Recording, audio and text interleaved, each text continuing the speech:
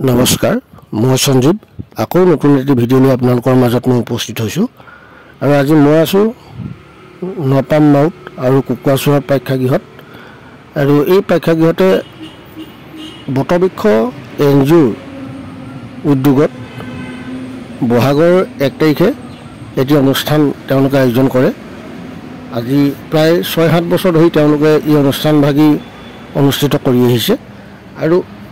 এই বছৰ অকমান তেওঁলোকে ব্যতিক্ৰমীভাৱে তেওঁলোকে এই অনুষ্ঠান ভাগি তেওঁলোকে আয়োজন কৰিছে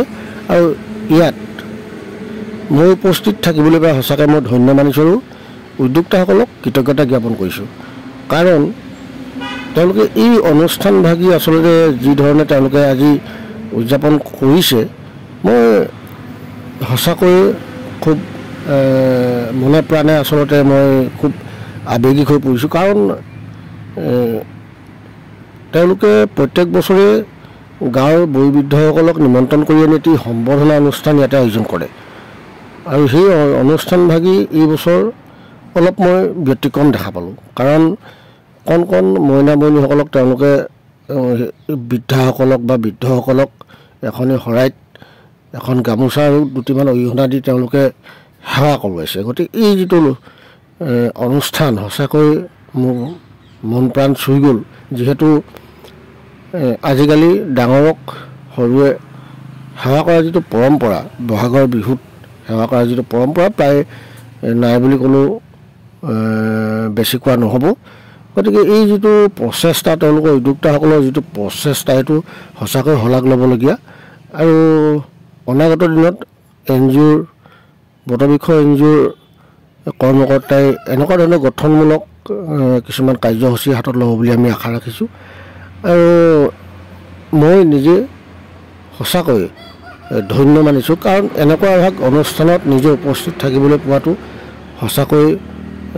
ধন্য আৰু ভাল লাগিলে থাকি গতিকে তাৰে কিছু ভিডিঅ' আপোনালোকৰ মাজলৈ মই দিব বিচাৰিছোঁ গতিকে আপোনালোকে নিশ্চয় ভিডিঅ'টি চাই ভাল পাব আৰু মই যদি কোনোবা কাৰণে উপস্থাপন কৰা এটা ভুল হৈছে তাকো আমি ক্ষমা বিচাৰিছোঁ আৰু কি ক'ম আপোনালোকে ভিডিঅ'সমূহ চাওক কণ মইনা মইনীসকলে বৃদ্ধসকলক সেৱা ধৰিছে আৰু এই যিটো পৰম্পৰা সঁচাকৈ আমাৰ মাজত হেৰাই গৈছে বুলি কোনো ভুল কোৱা নহ'ব গতিকে আমি প্ৰত্যেকেই এই দিশটোত অলপ গুৰুত্ব দিয়া উচিত বুলি মই ভাবোঁ গতিকে পুনৰবাৰ শেহতীয়াকৈ হ'লেও অসমবাসী তথা ভাৰতবাসীক ৰঙালী বিহু ওলগ জনাইছোঁ আপোনালোকৰ জীৱন মধুময় হওক সুখৰ হওক আৰু তাৰে কামনা কৰি আহক আমি ভিডিঅ'টি আৰম্ভ কৰোঁ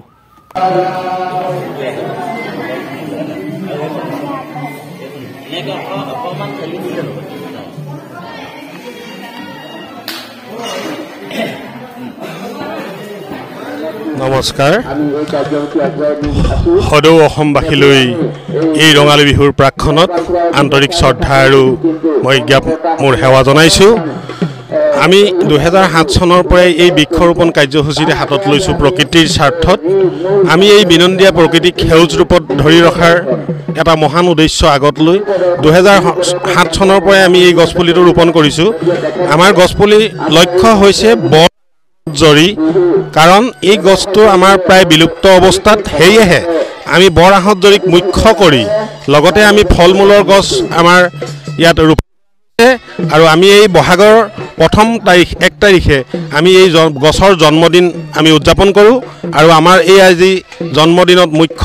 অতিথি হিচাপে আমাৰ জিলাৰ উপায়ুক্ত আদিত্য বিক্ৰম যাদৱদেৱ আহি গৈছিলে তেওঁৰ লগত আমি এটি বৃক্ষ ৰোপণ কৰিলোঁ আৰু আমি এটি বৰ আহতৰ জৰি ৰোপণ কৰি আজি আমাৰ এই কাৰ্যসূচী ভাগ সুচাৰুৰূপে পালন কৰি গৈছোঁ আৰু আমি ইয়াত এটা ব্যতিক্ৰমী ৰূপত আমি এইবাৰ আমাৰ গাঁৱৰ এই জ্যেষ্ঠ বৃদ্ধসকলক আমি সম্বৰ্ধনা অনুষ্ঠান এটা ৰাখিছিলোঁ আৰু সেই সম্বৰ্ধনা অনুষ্ঠানটো আমি এখনি শৰাইত আমি তেওঁলোকৰ সম্বৰ্ধনাৰ এখনি আমাৰ ফুলাম গামোচাৰে তেওঁলোকক সম্বৰ্ধনা জনাইছিলোঁ আৰু সেই শৰাইখনি আমি আমাৰ কণ শিশুসকলৰ দ্বাৰা আমি শৰাই তেওঁলোকক আগবঢ়াই দিছিলোঁ আৰু ইয়াকে কৈ মই মোৰ দুআষাৰ সামৰণি মাৰিছোঁ ধন্যবাদ